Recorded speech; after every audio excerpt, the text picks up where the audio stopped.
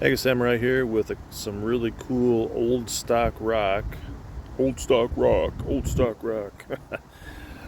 Crazy.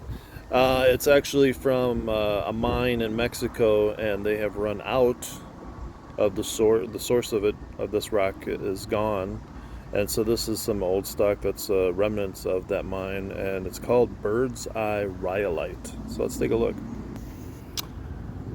Bird's Eye Rhyolite. Very interesting looking stone. This one is yellow and red. And I'm gonna cut some slices off here and see how it looks and be back in a few. Alright, this Bird's Eye Rhyolite, some pretty cool stuff.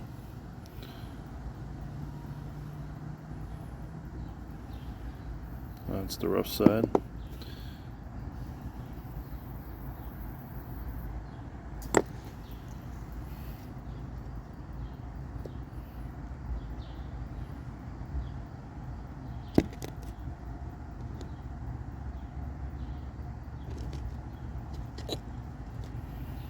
That right there might make a really nice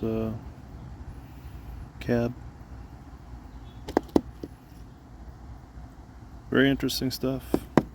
Hope you enjoyed the video. God bless.